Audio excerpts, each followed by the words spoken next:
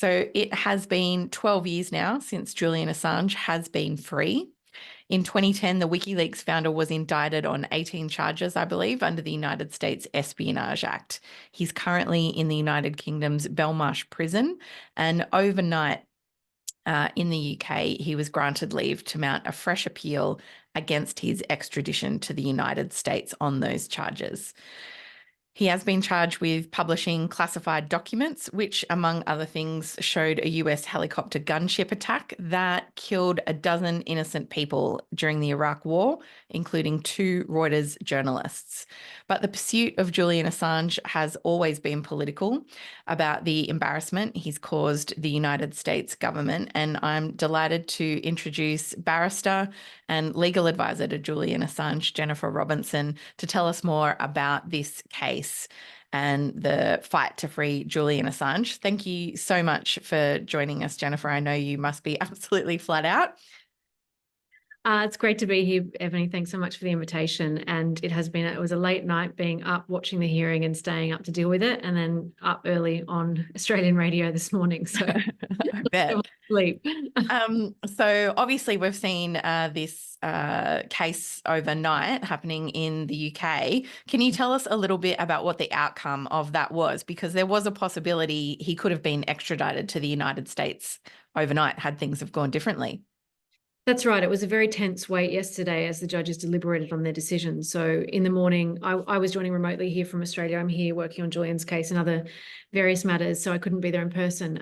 But we heard yesterday morning from the US and from our counsel on the nature of the US assurances. So it was a tense wait for Julian and for his family when the judges went out to deliberate. They could have chosen to extradite him to the United States and refused our permission to appeal. Thankfully, it went the other way. So it's a huge relief for Stella and for the children, for Julian himself, and for all of us that have been fighting so hard to stop him from being sent to the United States. But of course, it's only a temporary reprieve. So the fact that we've been given leave to appeal means that we're now going to have another hearing. It remains to be seen when that hearing will be listed for. It could take it could be months, it could be later in the year. We don't know. But he's still at risk of extradition. And that's the thing that everybody needs to realize. We haven't won yet. This is just one win along a very, very long road. And in the meantime, he remains in prison. And I was just going to ask about some of the details that were decided on in this case. Obviously, he's been given leave to appeal, but what were the judges essentially deciding on? What is the legal principles at stake here, or that you are seeking to appeal on? It has been incredibly complicated, the entire appeal process. I'm happy to give you a little overview of where we are. Yeah, I think that would be great. Thank you. For those on the call, you will remember that Julian was arrested in 2019 and taken to Belmarsh prison on a US extradition request, the US extradition request that everyone said he was paranoid to be worried about.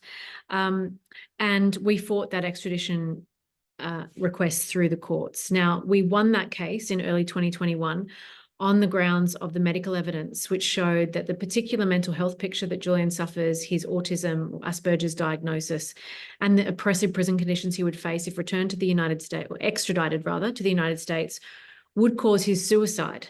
Now, we won on that basis. So the judge said, you can't extradite him because it would be oppressive in these circumstances. These prison conditions will cause his death. So I'm going to bar extradition. She refused us on all other grounds, though. So we'd won on that one narrow ground. After that, the US obviously didn't like that outcome. And having had all the time in the world to make an assurance, they chose after the close of hearings and after the close of evidence and after the judgment to shift the goalposts and offer an assurance saying, don't worry, we won't put him under those prison conditions after all. That was a conditional assurance, and basically saying, unless he does something in the future that we say justifies it. And I think it's important to remember this history because basically the body with the power to decide to place him under the prison conditions that we say will cause his death are the intelligence services. And we now know that the intelligence services, the CIA, had planned to kidnap and kill him from the UK. So the UK courts waved through that assurance. We were not offered the opportunity to have the submissions and evidence that we've just heard overnight in relation to these latest round of assurances. We were not offered that opportunity, and the US waved through the assurance. So then we were in a position where his extradition was ordered by the Home Secretary. We then appealed that decision, saying it was unreasonable for her to extradite in these circumstances. And we appealed all of the outstanding grounds that we'd lost on in the first round of the case. So that appeal was heard earlier this year, and the judgment was handed down in March. What this court that heard the matter again last night decided was they would refuse us on all of our grounds except three. And those three were that if our argument that if Julian is extradited to the United States, the facts as they appear on the indictment, he could be subjected to an offence, being prosecuted for an offence that attracts a death penalty. And the US had not offered any assurances to that fact. And the judge was very troubled by that. So we were given provisional leave to appeal on that basis, but on the basis that the courts were going to allow the US to again remedy what we say is a fundamentally flawed case by offering a new assurance about the death penalty. The other two grounds relate to his Australian nationality as an award-winning Australian journalist, and the free speech protections that he will not be entitled to once he gets to the United States. So we pointed out that the US prosecutor is arguing that he will not benefit from constitutional free speech protections under the First Amendment once he's extradited to the United States. And that's on the basis that he is a foreign national, an Australian citizen. So the judge was very troubled by that again. The two judges were very troubled by that again, and rightly so.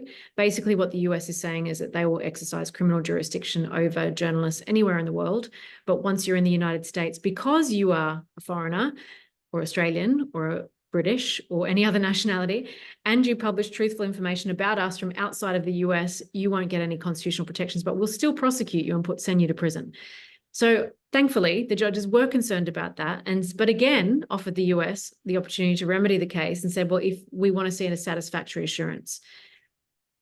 In the last month or so, the US came up with what they were assurances. In respect of the death penalty, it was a stock standard death penalty assurance, which is standard in cases involving the United States, because very few countries will extradite to a country that has the death penalty. So the US is accustomed to giving these assurances all the time. We don't know why they hadn't bothered in Julian's case, and it took 5 years for them to get to that point, but we now have it. But the assurance in respect of First Amendment is far more concerning and sticky, and that's what the thrust of the argument last night was about. So what the US has come back and said in response to the concerns we've raised and the concerns that the judges agree with, that there's a real risk he'll be discriminated against and a court would find that he does not benefit from constitutional protections. The US said, well, when he comes back, he can seek to rely on it, but it's a matter for the courts as to whether it would in fact apply. Now, of course, we all know the separation of powers, so the executive can't bind the courts. But what you need to understand about that assurance is that there's a clear line of case law in the United States which says precisely this: as a foreign citizen outside of the country, you do not benefit from constitutional protections for that action, including First Amendment protections. And so what the US is saying is what we say is this is no assurance at all. You're not giving us any kind of guarantee. It doesn't guarantee that the prosecutor is not going to run this argument, which is something they could say. They could say, we will guarantee that the prosecutor will not run that argument. But they also can't protect us and Julian against the fact that the court might, of its own volition, rule that he's not entitled to those constitutional protections. So the US is in a really difficult legal position here, which is illustrated by the fact we've now got permission. It's a huge blow to their case, and one that I think could be insurmountable. It remains to be seen. So we've got to have another whole hearing later in the year about this. So the key question now is, will he, as an Australian citizen and national and journalist and publisher, be entitled to the First Amendment, or will he be discriminated against on the grounds of his nationality? And we say he will be, and that cannot be remedied. Yeah, well, on the face of it, it certainly appears that way. And as you said, kind of mystifying when the United States, on the other matter, on the death penalty implication there, generally gives that as a matter of course, and failed to do that for 5 years in this instance doesn't exactly inspire confidence. But can you tell me a little bit more about what is at stake there? So people will be familiar with the free speech rights and constitutional right to free speech in the United States, not something that we enjoy here in Australia. But it seems to me, obviously, one of the key principles at stake here, and one of the reasons why people kind of waved off this idea that he might be indicted in the first place, because at stake here is this idea of free speech, but also freedom of the press, two fundamental principles that the United States holds dear and are in their constitution. And, you know, this case puts a lot of those issues at stake in a very clear way, obviously complicated by the fact that he isn't American. But can you talk to me a little bit more about those legal implications for free speech in particular, but also for freedom of the press, and why this case is so important, not just for Julian in the first place, but as a bigger legal principle at stake? Of course. So we've been raising concern about the implications for the media more broadly since the very beginning, when the Obama administration opened the grand jury investigation back in 2010. So it's very serious for the media. And I think we talk about the so-called New York Times problem, a problem that the New York Times and the Washington Post have themselves acknowledged in saying that the indictment for Assange criminalizes public interest journalistic practices that we've engaged in for decades and that we do every day. So this is an indictment that absolutely criminalizes the receipt, possession, and publication of national security or defense information, which is what national security journalists and good journalists do all day, every day.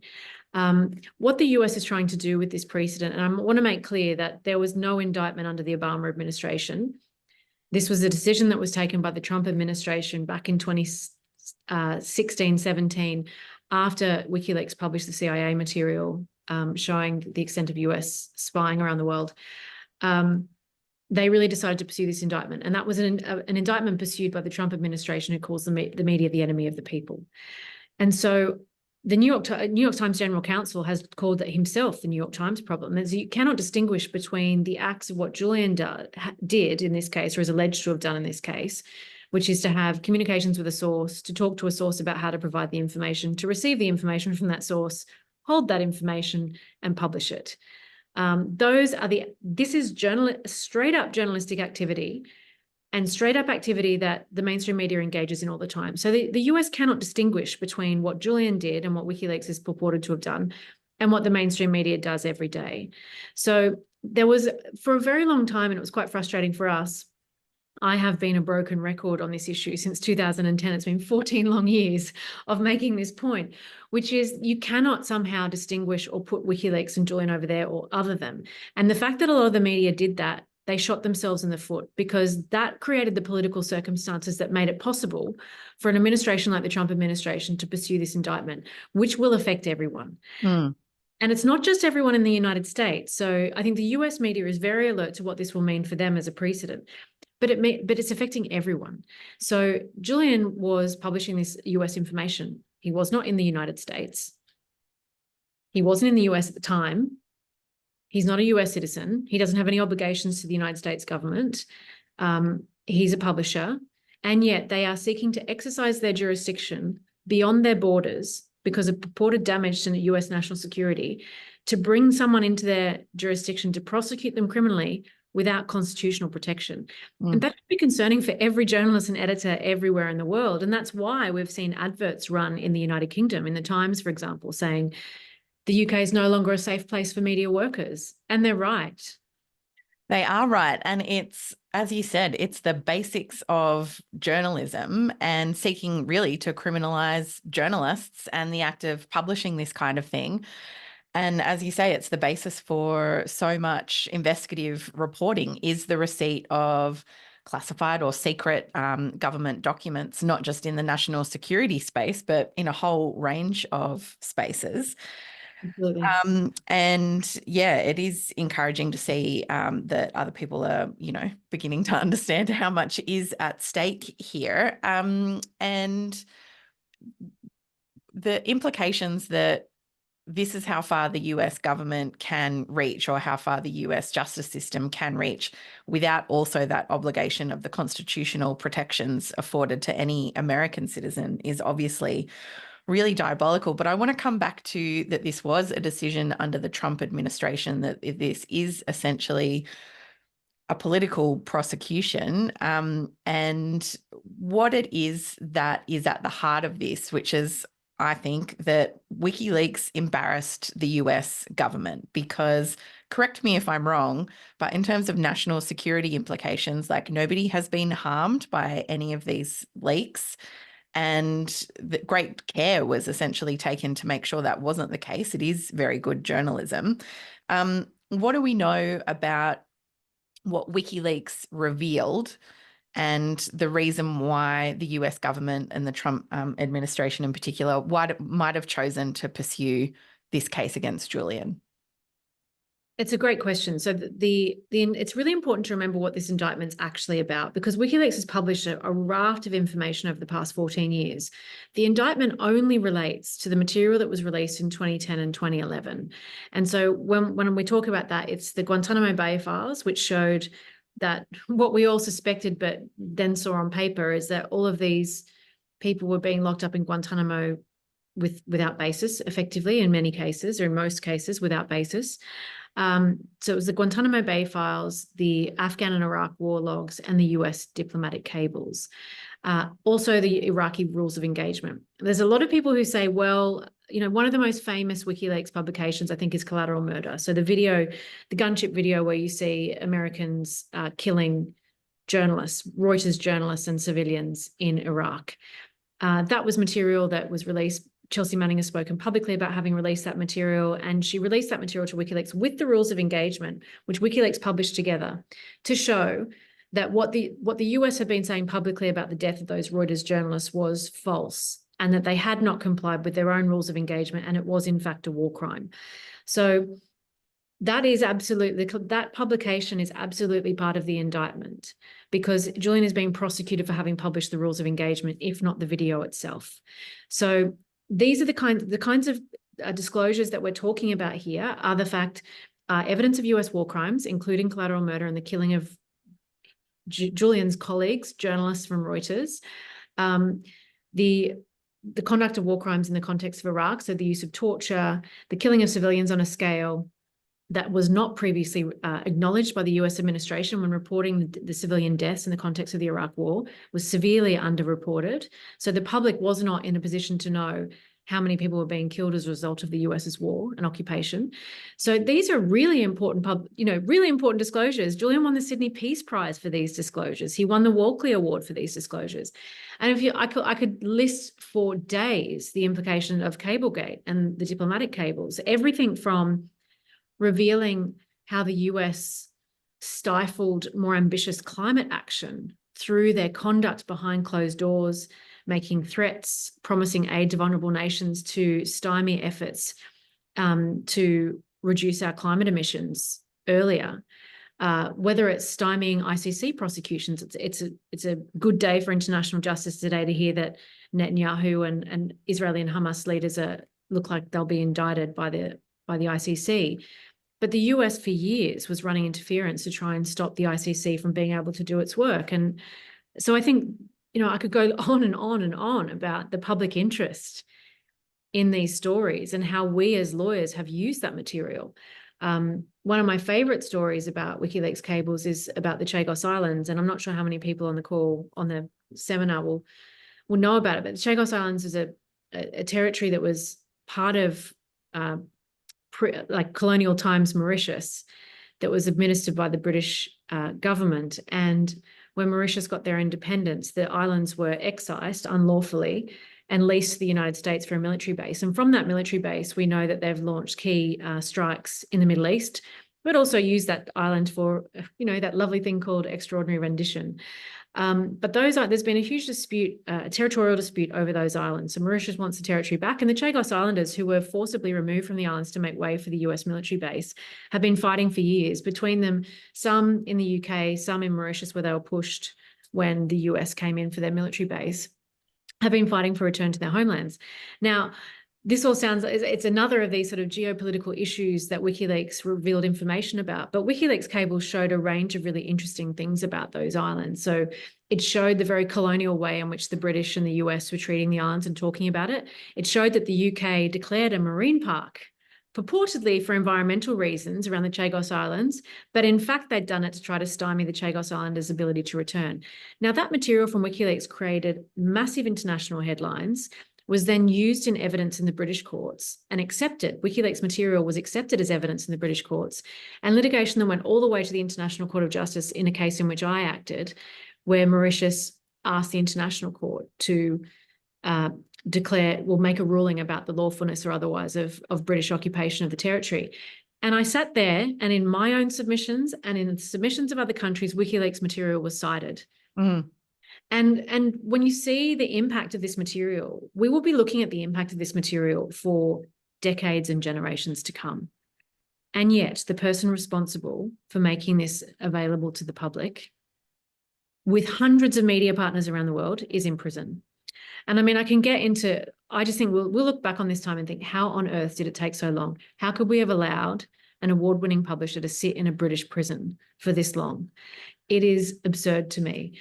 But I mean, I'm happy if people are interested to hear about WikiLeaks security procedures or what was done with respect to those publications and why it was responsible journalism. I'm very happy to explain any of that. We might come back to that in the questions from the audience. But I did kind of want to touch on that because, again, that's extraordinary to me as well. He's in a UK prison. He's being prosecuted by another Australian ally and supposing, leader of the free world, so to speak, and shining light for democracy, the United States. We all know that's been declining for a while now, but it does seem extraordinary that we find ourselves this far along and he is still imprisoned for journalism. How much is the Australian government, do you know, been active in lobbying, and does that have any impact on the UK as well as on the United States and the prosecution there?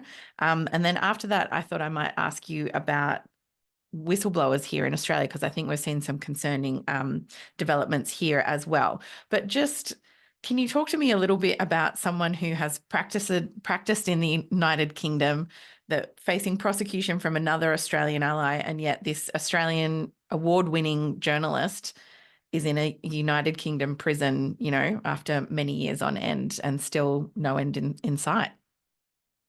It's a really disappointing reflection of how the legal system can be weaponized, and I call it punishment by process, because he has been tied up. I can't even tell you the number of legal proceedings I've been involved with him in the last 14 years. He has been tied up in all kinds of different legal processes for the past 14 years that have restricted his liberty without conviction.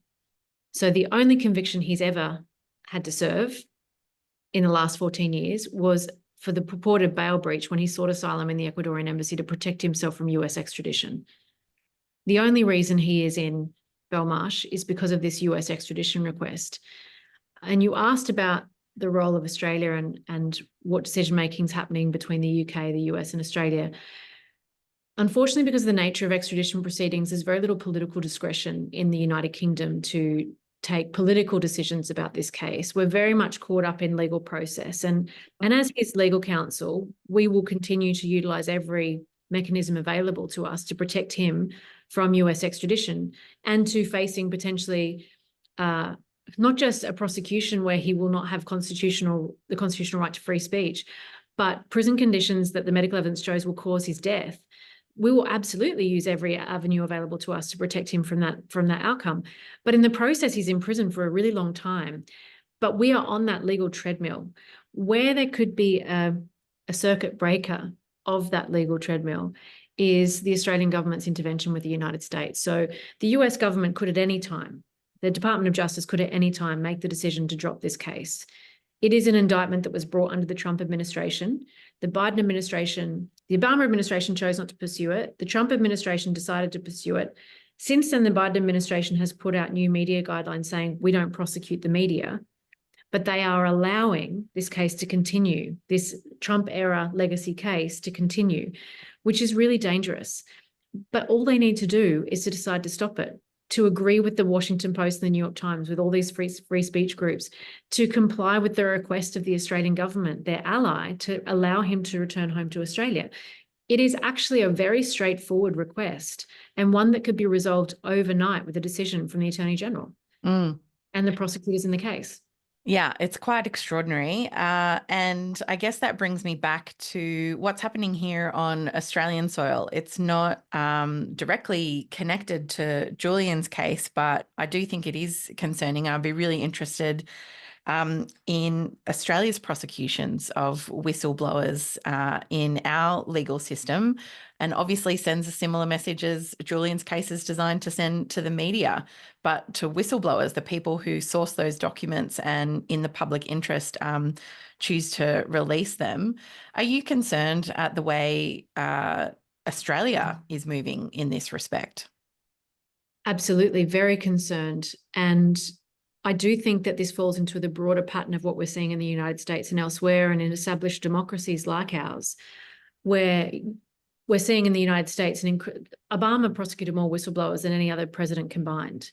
We've seen the use of the Espionage Act and incredibly draconian sentencing in the United States to prosecute whistleblowers who were state employees who made the principal decision to share information in the public interest with the media.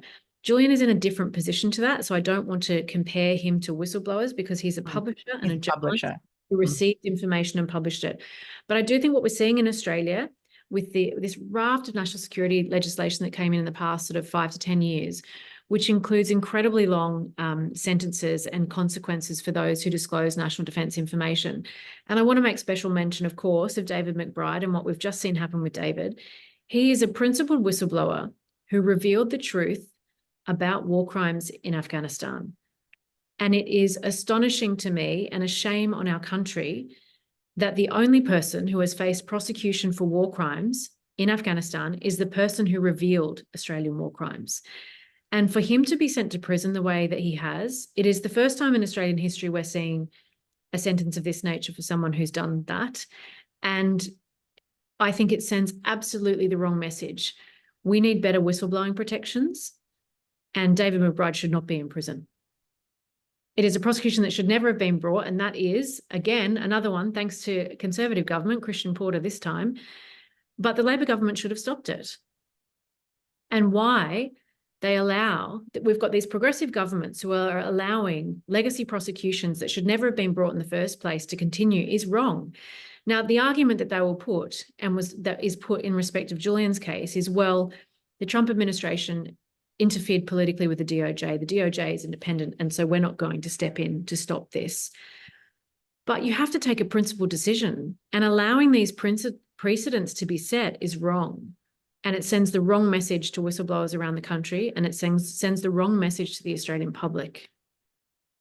And presumably it makes it harder for the Australian government to advocate in Julian's case when we're prosecuting whistleblowers at home, even if he's a publisher and not a whistleblower, as you said. Like the principles are pretty similar here about who we choose to prosecute, certainly.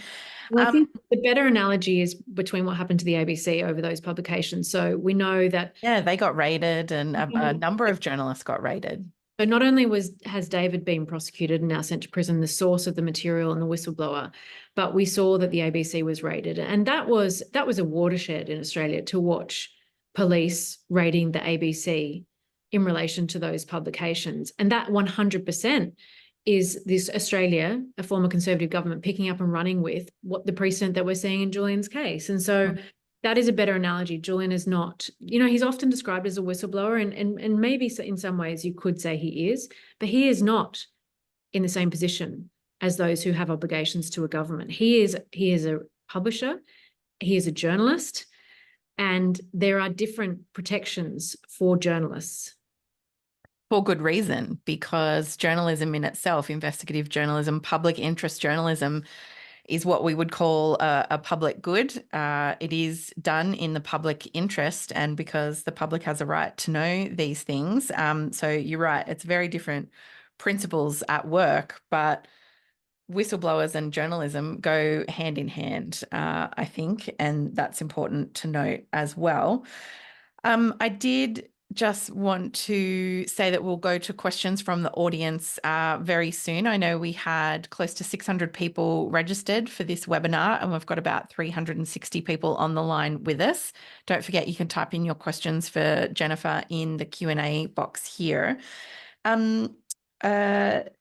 Jennifer, I did want to ask just about the Australian government interventions here and how important you think that might be to be urgent, given there could possibly be another Trump presidency after the November elections. Do you have any thoughts on that? If the Biden administration were to drop the case, could he still be at risk from a future Trump presidency? Is there kind of a timing need to be considered here? Well, I think the first thing to say, the urgency is really about Julian's health and well-being and the impact of this case on journalism around the world. So there should be an urgency irrespective of what will or will not happen in the US election, and we will continue to press that with the Australian government and the US government. But of course, the political spectrum, the political context, we have to consider that political context. And so when we have a Labor government here and a Democrat government in the United States, obviously they're going to be able to have, I think, more fruitful conversations. They have similar principles. They are concerned about this case and concerned about, certainly the Labor government has made very clear that they're concerned about Julian and wanting this case to be brought to an end. The Biden administration has a more generalized, principled approach to free speech, which is not playing out in this case. We will not see that from a Trump administration. The Trump administration had deliberately pursued this indictment to pursue this very precedent against the media, and that they will use against the media. And so I think we really need to resolve this case, and as soon as possible, for Julian's health and for his well-being, but also because of what might happen in the future if there's a change of government. And the desire of the Trump administration to pursue a precedent like this should be terrifying for every single journalist in the United States and elsewhere. Before we go to questions from the audience, you've touched a number of times on Julian's health, and I know we've been focused on, I've talked obviously about the politics of it. You've been commenting on the legal implications, but what do we know about Julian's health and how his family is at the moment? This has had a huge toll on him and his family. Just last night, as the court was deliberating on the decision, I was in contact with Stella, his wife, and for her to be sitting in court not knowing whether her husband and the father of her children may well be put on a plane to prison conditions that will cause his death or not is a terrifying prospect for any family. So obviously we're incredibly relieved, but the toll that it's having on him, this ongoing roller coaster of you could be on a plane tomorrow to the United States. Oh, no, you've got 6 more months. It's terrifying. So people need to also remember, I mean, he didn't appear in court last night because he's not well enough. The court had made provision for him to be transported to court to be there in person, and a decision was made that that was not the right thing given his health circumstances. He did have a mini stroke while attending an earlier court hearing since he's been in Belmarsh. So we are worried. Obviously, that's a sign that something more serious could happen. And so I'm worried about the stress and the pressure that this is having on him. It's been 14 years that he's been under restriction on his liberty.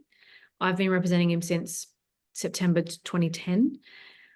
We are fast coming up to September. You know, it's been a very long time that he's been under restrictions of his liberty. He's not been able to be properly cared for. He's not getting enough exercise. He's not getting enough nutrition. He's under a huge amount of pressure. So for me, when we talk about this being a humanitarian issue, it is no exaggeration.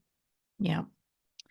I'm going to go to questions from our audience now. And the first one is a legal one from Paul Arnott, who asks, how can Julian be extradited to the United States when he's not a US citizen? So for us non-lawyers out there, could you help us with the legal ramifications around that? So most countries have extradition agreements. We have international law allows governments to seek people from outside of the country to come back and face prosecution in Australia, in the UK, elsewhere. The question is whether you've committed a crime against the laws of that country and they have the ability to exercise jurisdiction over you.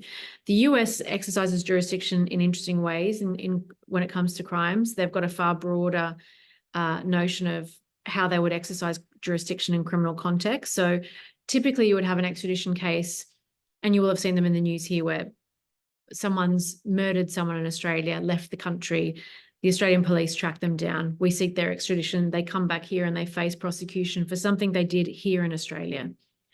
This is slightly different because the US is exercising jurisdiction over him for having published information about the United States, which they say caused harm to the United States and therefore allows them to exercise jurisdiction over him, even though he wasn't in the United States.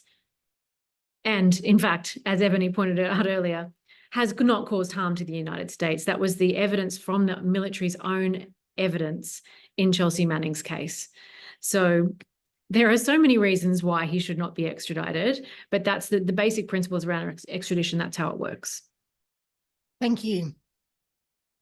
Sorry, got something in my throat. The next question is from Joanne Pearson, who asks, why is it that Joe Biden won't drop the case? And we know he kind of made that comment offhand to a journalist a couple of weeks ago that they were considering it. But do we know any more about the approach of the Biden administration and whether a decision to drop it is imminent or even likely? We were very encouraged by President Biden's comments saying that he was considering dropping the case. It goes to show that the Australian government is raising this and is raising it at the highest levels. For the president to respond to a question like that in public, we've already heard from Prime Minister Albanese that he has been raising it with President Biden and at the highest levels. We know that Mark Dreyfus, our Attorney General, met with Garland, the US Attorney General. So we know that these representations are being made and at the highest levels. The fact that the US is considering it is a very good thing. We say they should do it, obviously, for all the reasons I've said today. I'm not in a position to know what the Biden administration is or is not thinking or what it will take for them to drop it. What we continue to say is, and what I am continuing to do, is to work with the Australian government to seek a resolution so that he will be able to return home to Australia. But the question is what the US will do with it. And I don't know how much more they need. We've just beaten them in court. They're in real legal difficulty around the nature of the assurance. They could well lose the case. The Australian government is asking them to bring it to an end. By allowing this appeal process to continue, they're only keeping him in prison for longer when he's already spent 5.5 years unjustly detained in a high security prison because of this extradition request. It's really time for the US to drop it and let this go. There is another question that I think relates to that from Bruce Petard here, which is why is Julian imprisoned in a high security prison rather than a lower security one? Do we know much about that, Jennifer?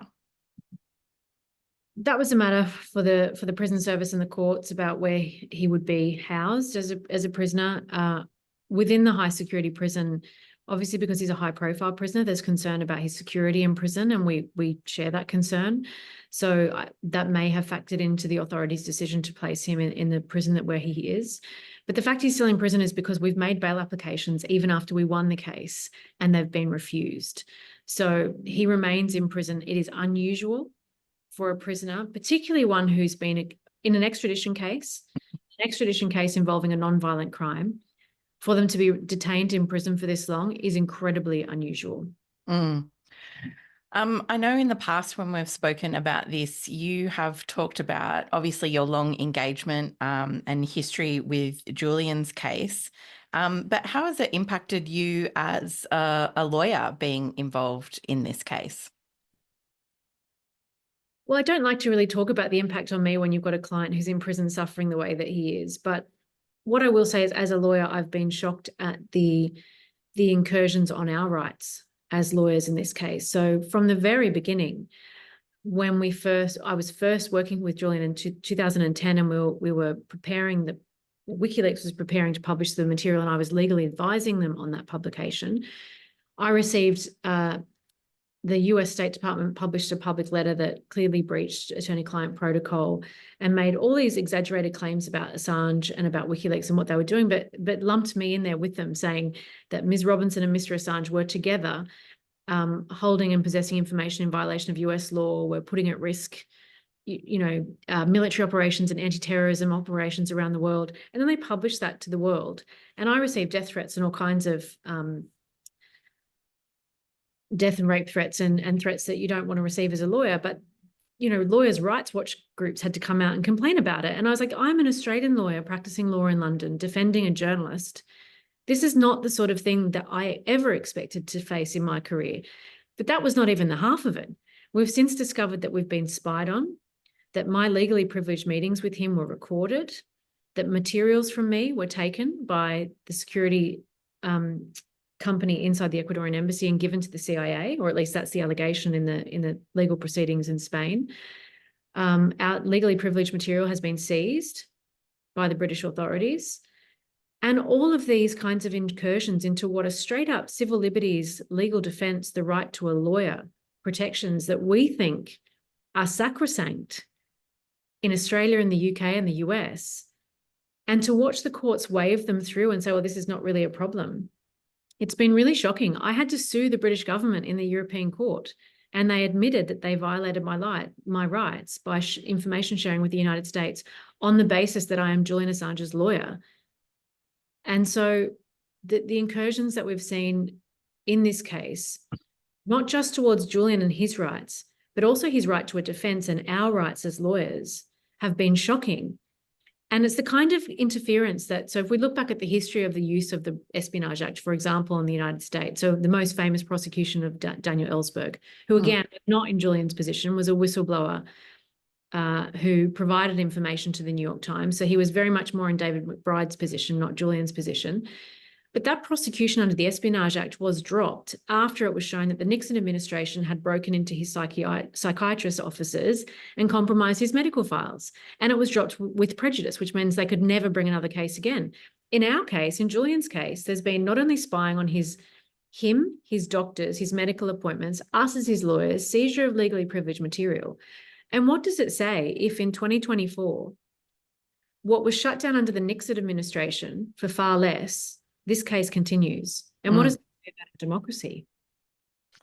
Yeah, it's really very concerning. A couple of more legal questions here in the comments. One from Roy Drew, or two from Roy Drew, really, about, can you tell us a little bit more about the assurances that have been given and what the UK court has ruled on? So if the UK court has rejected assurances, what is left for the US to argue? And also, are they able to resurrect anything, or is that kind of dealt with? Well, as I said, we had two assurances from the United States in response to the last court ruling, one in respect to the death penalty, which has been accepted and it is a stock standard request. The more difficult one is about First Amendment and whether it will apply to him as an Australian citizen. So free speech protections and the connected discrimination point.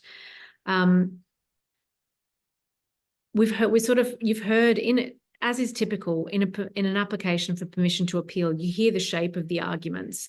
So the court hasn't rejected those assurances. What they've said is there's a very real risk that Julian will be discriminated against and he won't get First Amendment protections. And there's a concern that these assurances don't protect against that. So we're going to have a full appeal hearing on those same arguments in the future.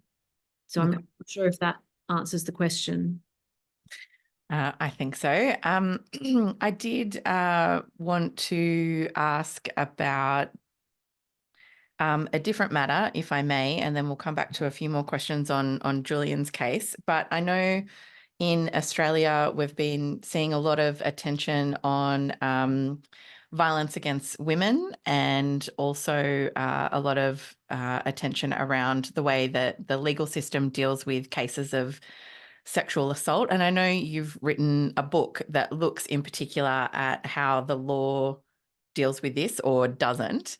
I just wondered if, given the high profile cases that we've seen recently in Australia, you could talk to us a little bit about the changes that we need to make in the legal system to deal better with those kinds of cases. Sure. Well, the focus of my book, How Many More Women, was about how the law silences women. And we were more focused on not just on the failures of the criminal justice system, but on how the law reacts to when women speak out publicly. about their experience of abuse. And we say that is a consequence of the failures of the criminal justice system to deal with this, that women do feel they need to speak out, but that actually that we should be protecting women's ability to speak out in the public interest because of the extent of the problem. Our book was really focused on defamation cases, non-disclosure agreements, contempt laws. And I think in that context, obviously we're all still reeling from the Lemon decision and the fact that finally Brittany Higgins got an outcome that affirmed her truth. But I think cases like that really have an incredibly chilling effect on free speech in this country, because how many journalists are going to report a story like that and to report about gender-based violence when they see the millions of dollars that Network 10 had to spend to defend the truth of that story? And I think that is really dangerous. Whether you look at the Rush decision, we've seen a range of really big defamation cases in this country, which have cost the news organizations millions of dollars. So freelance journalists, smaller news organizations who don't have the deep pockets of Channel 10 or the Murdoch newspapers, how are they going to defend a case like this? And I think that's really, really shocking. And I think requires, we've been talking about defamation law reform in this country for a long time. We need more of it because Australia is now the libel capital of the world. We've trumped the UK on that front, and it is not a happy title, and one that we need to start to be looking at in terms of, do we need better legislative protections to protect against defamation actions, which are effectively what I would call an anti-SLAPP suit, which is preventing important public interest discussion and public participation of women who want to speak out about their abuse. Yeah, that silencing effect is really important. And there was a lot of discussion back when the Me Too movement first exploded in the United States that our defamation laws at that time were really restricting that. Don't forget to check out Jennifer's book on that if you're interested in that. Thank you for answering that question. I did just want to pop that in there, even though the focus is obviously on Julian's case. I did want to ask about where it goes from here for Julian and his family. Obviously, we've got to wait for the next appeal. How fast will that go, and how much longer do you expect that this appeal process, is there any way to know how long that will last? Well, if you look at the history of this case, so we were, in each instance when we've been given, well, the US was given permission to appeal initially because we won. We won in early 2021, and here we are 2.5 years later, still having arguments about the case. So this process, I expect that it'll be listed this year sometime. It could be in a couple of months, it could be 6 months' time.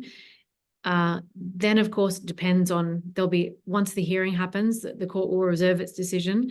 We'll have to wait to get judgment. And again, there'll be another round of discussion about whether appeals will be necessary at that point. So this could go on for years.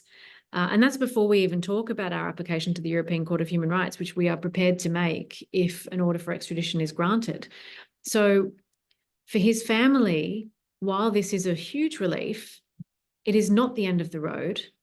This is an incredibly stressful, expensive process for the family, involving huge numbers of lawyers around the world to try to protect Julian from this. And it's just gone on too long. I couldn't agree more with the Prime Minister. Enough is enough. We need to get this done.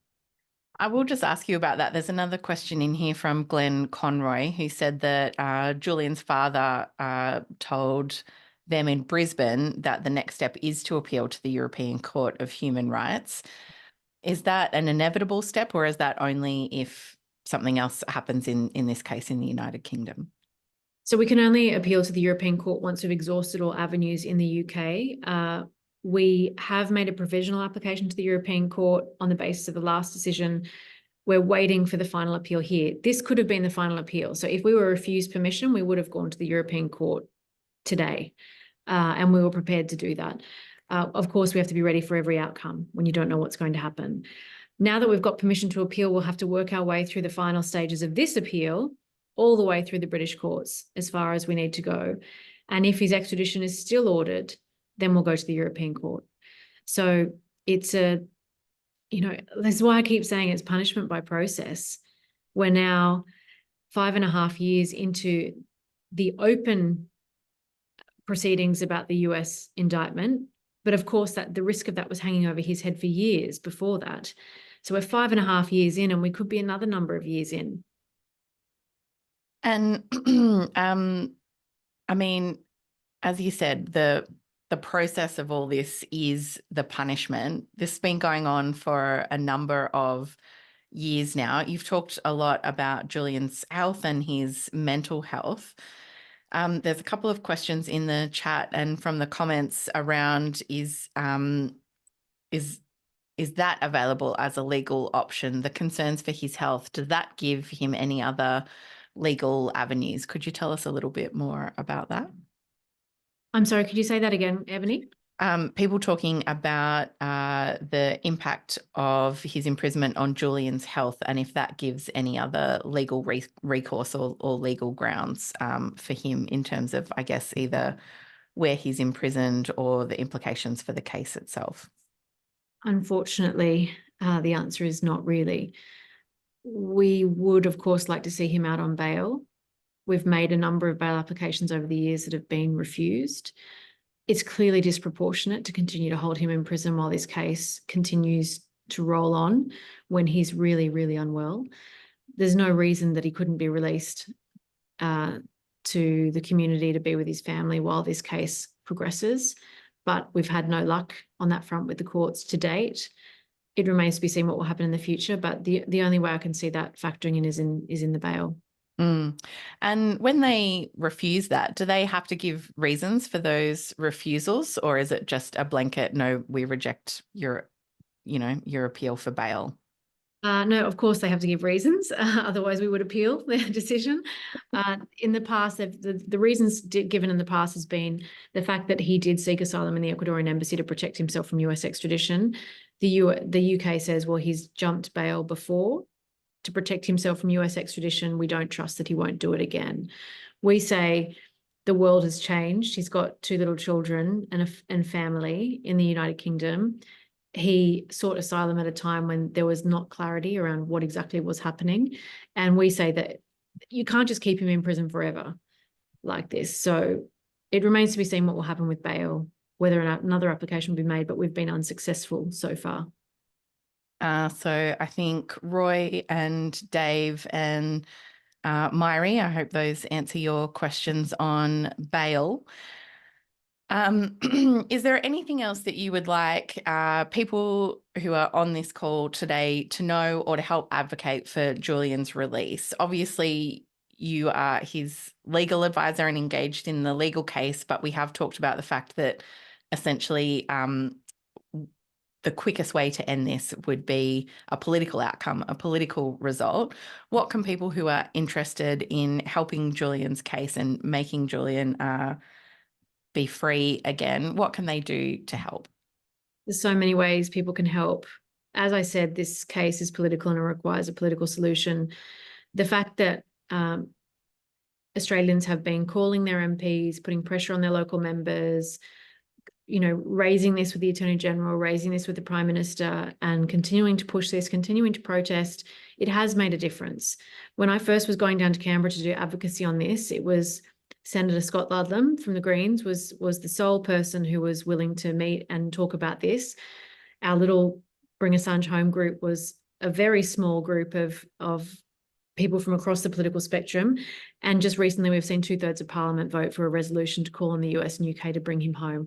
That is a huge political process, and that's because of the work of Australians in the community campaigning, organising, protesting, and putting pressure on our government. So I want to thank all of you on the call who have been involved in that kind of activity and urge you to continue, because it does really make a difference, and it's made a real difference here in Australia.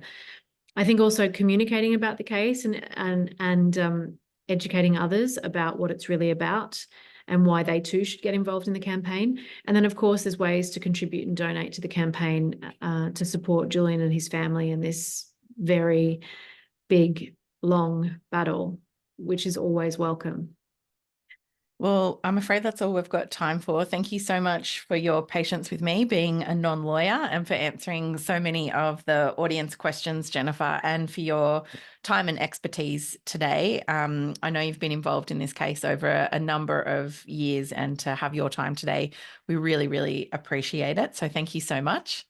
Thank you for hosting it, and thanks to the Australia Institute for the thinking and thought leadership on this case. It's really welcome. So thank you. Thank you. And thanks to everyone for your questions. As always, I'm sorry that we couldn't get to all of them, but hopefully we've covered across some of the legal implications, some of the political ones, and a few other topics along the way. Thanks so much for your interest today and in Julian's case. Again, you can head on over to the Australia Institute's website at australiainstitute.org.au for future webinars coming up. Thanks very much for your time today. Hopefully we'll see you again soon. Thanks, everyone. Thanks for watching. We love that we can make these videos free to watch, but they're not free to make.